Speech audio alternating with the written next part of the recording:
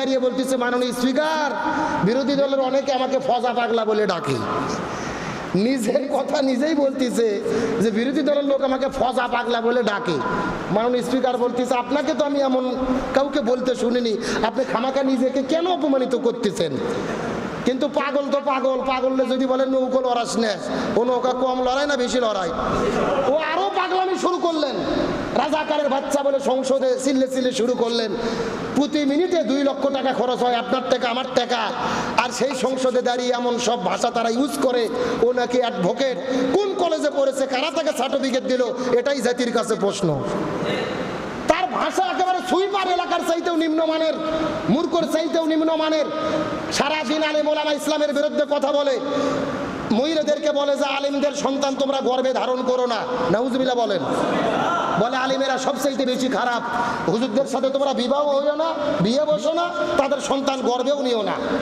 ইসলাম বিদ্বেষে এই ফজা পাগলাকে বলতে চাই, এ আলিম যদি না হতো, জন্মের পরে তোমার কানে আজান হতো না, তোমার বাবা মার বিয়ে হইতো না, তোমার জন্ম হতো না, আবার মরার পরে তোমার জানাজা হবে না। সুতরাং আলিমদের নিয়ে যাদের চুলকানি, আমাদের ঘোষণা করা দরকার, ইসলাম বিদ্বেষী এই মুনাফিকদের জানাজা কোনো হুজুর পড়াতে পারবে না। সারাটা জীবন ইসলাম আর আলেম ওলামা চুলকানি, সৈরাচার আর রাজাকার, রাজাকার গল্প এই জন্যই মারে। এই লোকটা তো সারা জীবন করছে আওয়ামী লীগ, ছাত্রলীগের সভাপতি ছিল, আওয়ামী লীগের সভাপতি ছিল, ওই সভা ছাড়তে পারেনি। আগে ছিল আওয়ামী লীগ, এখন নব্য বিএনপি, এরাই বড় বড় কথা বলে।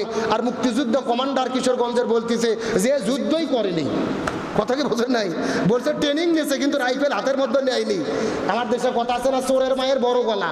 ও নিজেই মুক্তিযুদ্ধ না, আবার ও সারাদিন রাজাকার রাজাকার সেই দিল্লির বক্তব্য নিয়ে আবারও জাতিকে বিভ্রান্ত করতে চাই। আমরা বলি আর বিভ্রান্ত চাই না, আপনারা মিলেমিশে দেশের জন্য কাজ করেন। 2 লক্ষ টাকা মিনিটে খরচ হয়, ওই সংসদে আমরা দেশের উন্নতির কথা শুনতে চাই, আর দলাদলি ফাসাদ আমরা দেখতে চাই না। আত্মস্বীকৃত মুনাফিক আমার তো মনে বলে, একে সংসদে জাতীয় মুনাফিক বলে, আত্মস্বীকৃত পাগল, একে সংসদে জাতীয় পাগল বলে ঘোষণা করা দরকার। ও নিজে বলতেছে জনগণ আমাকে পাগল বলে, সবাই টেবিল থাবড়ায় সমর্থন করতেছে, মানে সবাই বলতেছে আমরা পাগলের সাথে আছি। কি বুঝলেন? পাগলের হলো মেলা অন্তরালে, তোরা যাস না কেউ পাগলের কাছে, কিন্তু ওরা সবাই পাগলের কাছে যাচ্ছে। আল্লাহ তাআলা মুনাফিক গাদ্দার থেকে জাতিকে হেফাজত করুক বলে আমিন। তাহলে মুনাফিকের আলামত আল্লাহ বললেন যে তারা অন্ধকারের মধ্যে আলো জ্বালায়, কিন্তু ওই আলোকে কে নিভাইয়া দেয়? আমার বন্ধুগণ, মুসলমান ভাইরা গভীর মনোযোগ লক্ষ্য করুন। আল্লাহ তাআলা মুনাফিক চিনানোর জন্য 2 নম্বরে আরেকটা দৃষ্টান্ত কত চমৎকার করে আল্লাহ তাআলা বর্ণনা করে বলেন, আও কাসাইয়্যিবিম মিনাস সামাই ফিহি যুলুমাতুন। আর মুনাফিকদের যদি চিনতে চাও, আরেকটা উদাহরণ তোমাদেরকে দিতে হবে। মনে করো কিছু মানুষ ঘরের মধ্য থেকে বের হলেন গভীর রজনীতে, আকাশের মধ্য থেকে বজ্র বৃষ্টি শুরু হয়ে গেল, আসমান থেকে ঝরঝর ঝরঝর করে বৃষ্টি পড়া শুরু করলেন। ঝড় বৃষ্টি যখন শুরু হয়ে গেল, আসমানের দিকে তাকিয়ে লক্ষ্য করে দেখা যায় তার মধ্যে বজ্রধ্বনি রয়েছে, আবার বজ্রপাত রয়েছে, চমৎকার বিদ্যুৎ রয়েছে। এই জায়গার মধ্য দিয়ে কিছু মানুষ যখন হাঁটা শুরু করে দিলেন, এমন বৃষ্টি হচ্ছিল আকাশের ভেতরে, বিদ্যুৎ চমকাইতেছিলেন। এমন অবস্থায় মানুষ যখন রাস্তা দিয়ে হাঁটা শুরু করলেন, ইয়াজআলু আসাবিআহুম ফি আযানিহিম, এই অবস্থা দেখার পরে মানুষেরা ভয়ে তাদের কানের মধ্যে তারা তাদের নখকে ঢুকাইয়া দিলেন। লোকগুলো কোথায় ঢুকেছেন? কানের ভেতরে। তার কারণ তাদের অন্তরের মধ্যে মৃত্যুর ভয়। হয়তো আকাশের বজ্রধ্বনি আমাদের শরীরের মধ্যে ঢুকে পড়বে, অথবা আমাদের শরীরের ভেতরে বজ্রপাত শুরু হয়ে যাবে, অথবা আমরা বিপদের মধ্যে পড়ব, অথবা বজ্রকণ্ঠে আমরা দুনিয়া থেকে বিদায় নিয়ে চলে যাব। এই চিন্তা করে তারা মনে মনে ভাবলেন, আমরা যদি কানের মধ্যে আঙুল ঢুকাইয়া দেই, হয়তোবা এই বিপদের মধ্য থেকে বাঁচতে পারবো। এই চিন্তা করে তারা আঙুলটা কানের মধ্যে ঢুকাইয়া দিলেন। কিছুক্ষণ পরে যখন আকাশ থেকে বিজলি চমকায়, আলো বের হয়, ওই আলোতে তারা কিছুদিন হাঁটা শুরু করলেন। আবার যখন আলো বন্ধ হয়ে যায়, আবার তারা দাঁড়ানো শুরু করলেন। কিন্তু আল্লাহ রাব্বুল আলামিন বলেন, আমি যদি চাইতাম তাদের চোখকে অন্ধ করে দিতে পারতাম, আর কানকেও তাদের বধির করে দিতে পারতাম। আল্লাহু মুহিতুম বিল কাফিরিন, আর আল্লাহ তাআলা এইভাবেই কাফেরদেরকে পাকড়াও করে থাকে। আকাশে বিশাল বজ্রপাত হচ্ছেন, ঝড় বৃষ্টি হচ্ছেন, রাস্তাতে হেঁটে যাচ্ছে, এখন ভয়ের ঠেলায় কোথায় লোক দিছে? আচ্ছা বলেন তো, কানের মধ্যে লোক দিলে কি বিপদ কাটে যায়? ওই আকাশের বজ্র বন্ধ হয়, ডাক পড়া বন্ধ হয়, এটা আমাদের মনের বুঝ। যে এত জোরে জোরে ডাক পড়তেছে, কানের মধ্যে লোক দিলে মনে হয় বাঁচবো। আসলে বাঁচার কি কোনো সুযোগ আছে? আল্লাহ বলতেছে মুনাফিকের লক্ষণ হলো এটা। তারা বিপদের মধ্যে পড়ে, সমাজে চলাচল করে, হক বাতিল মিলে মিশে চলে, তারপরও নিজেরা চিন্তা করে আমরা মনে হয় ঠিকই আছি, ভালোই আছি। কিন্তু আল্লাহ বলেন আমি এইভাবেই কাফির আর মুনাফিকদেরকে পরিবেষ্টন করে রেখেছি। তাহলে মুনাফিকদের কি কোনো রক্ষা আছে? কোনো রক্ষা নাই।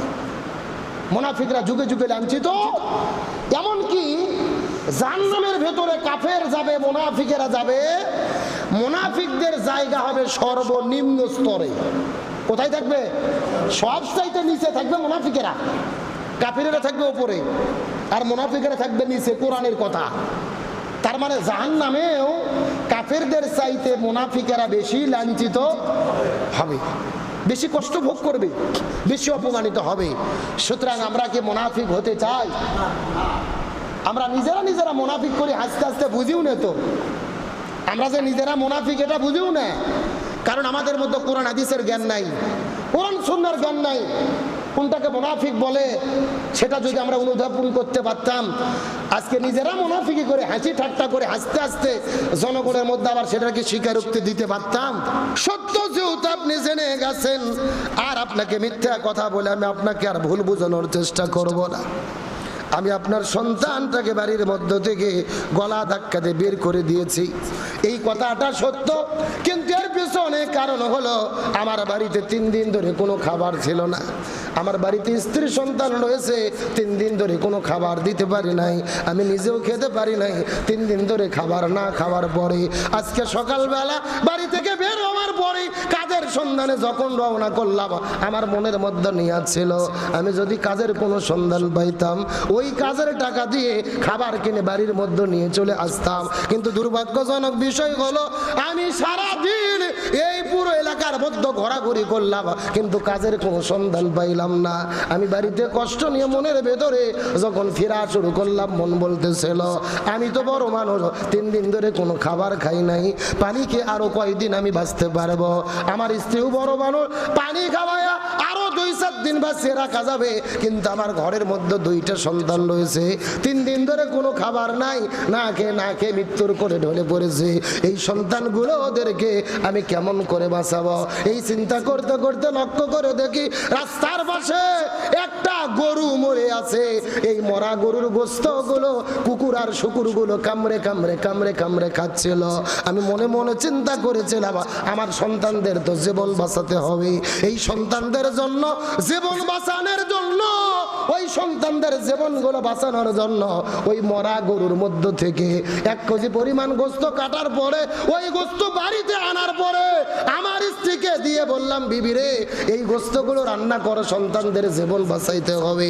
আমার স্ত্রী মরা গরুর গোশত নিয়ে যখন রান্না করা শুরু করে দিলেন, এই সময় আপনার ছেলে আমার বাড়িতে কান্না করে করে আসে, এই গোশত খাওয়ার জন্য দাবি করেছে হুজুর আমি তো আপনাকে খুব ভালো করে চিনি, আল্লাহ আপনাকে কোটি কোটি লক্ষ লক্ষ টাকার মালিক বানাইছে, দান সৎকার জিনিস দিলেই তো আপনি খান না, যাকাত ফিতরার জিনিস দিলেই তো আপনারা খান না, অথচ মরা গরুর গোশতটাকে আপনার সন্তানটাকে আমি কিভাবে খাওয়াই? হুজুর আপনি মনে কষ্ট নেবেন না, আপনার ছেলেটাকে মরা গরুর গোশত না খাওয়ায়া আমি যদি কোনো অন্যায় করে থাকি রে, আপনি যেই শাস্তি দেবেন ওই শাস্তিটাই আমি মাথা পেতে নিতে চাই। কিতাবের মধ্যে বর্ণনা পাওয়া যায় হযরত আব্দুল্লাহ ইবনে মুবারকের কাছে ওই লোকটা যখন এই ঘটনাটা বর্ণনা করা শুরু করে দিলেন, হযরত আব্দুল্লাহ ইবনে মুবারকের চোখ দিয়ে পানিগুলো বের হয়ে ঝরঝর করে দাড়ি মোবারকগুলো ভিজে যাচ্ছে। এক দৌড়ে বাড়ির মধ্যে চলে গেলেন। বাড়িতে যাওয়ার পরে হজের টাকা যেই জায়গার মধ্যে গচ্ছিত করেছিলেন ওই জায়গার মধ্য থেকে হজের টাকাগুলো তিনি হাতের মধ্যে নিলেন। ওই টাকার ব্যাগটা নেওয়ার পরে আবার একটা দৌড় দিয়ে দৌড়াইতে দৌড়াইতে ওই মানুষের বাড়ির মধ্যে চলে গেলেন। যাওয়ার পরে ডাক দে বলে, ভাই এর আগে আমি ফরজ হজ আদায় করেছি, এইবার নফল করার জন্য আমি মক্কা মদিনায় সফর করতে চেয়েছিলাম, আমি ফরজ হজ আদায় করেছি। ইমানদার মুসলমানদের জন্য একবার হজ করা ফরজ, কিন্তু বারবার করা কিন্তু ফরজ নয়। একবার ফরজ, পরবর্তী আবার আদায় করলে নফল আর সুন্নাত হয়ে যাবে। এই জন্য লোকটা ডাক দে বলে, ভাই আমি ফরজ হজ আদায় করেছি, এইবার নফল করার জন্য রওনা করতে চেয়েছিলাম, কিন্তু আমি প্রতি বছর হজ আদায় করব। আর আমার গ্রামের ভেতরে এমন দুঃখ দৌনত মানুষ থাকবে, যেই মানুষগুলো খাবার না পেয়ে মৃত্যুর দিকে ঢলে পড়বে। আমি প্রতি বছর হজ করব, গ্রামের মানুষ যারা খাবার পাবে না, না খেয়ে মারা যাবে, এমন হজ আমি করতে চাই না রে। আমি হজের সফরটা বাতিল করে দিলাম। আমি হজের জন্য যেই টাকাগুলো সংগ্রহ করেছিলাম, এই হজের টাকাগুলো আমি তোমাকে দান করে দিলাম। এই টাকাগুলো দিয়ে তুমি ব্যবসা করো অথবা জমির মধ্যে ফসল চাষ করো। এই কথা বলার পরে হজের টাকাগুলো যখন দান করে দেওয়া হলো, কয়েক মাস পার হয়ে গেছে, আব্দুল্লাহ ইবনে মুবারক হজ না করে বাড়ির মধ্যে অবস্থান করলেন। কিন্তু হজের কয়েক মাস পরে ঘটে গেল আশ্চর্যজনক ঘটনা। আব্দুল্লাহ ইবনে মুবারকের যেই বন্ধুগুলো ছিল, আব্দুল্লাহ ইবনে মুবারকের বাড়ির মধ্যে আসার পরে ডাক দে বলে, আব্দুল্লাহ ইবনে মুবারক, আমাদের সাথে এত বড় ছলচাতুরি তুমি কেন করলা? আমাদের সাথে চালাকি কেন করলে? আমাদের সাথে তুমি এমন ব্যবহার কেন করলে? তার কারণ হলো, আমরা দেখেছি ওই মক্কা মদিনার ভেতরে আমরা যখন উমরা করতেছিলাম, কাবা ঘর তাওয়াফ করতেছিলাম, আমরা লক্ষ্য করে দেখেছি রে, আমাদের চোখের সামনে তুমি কাবা ঘর তাওয়াফ করেছো। লিল্লাহি তাকবীর।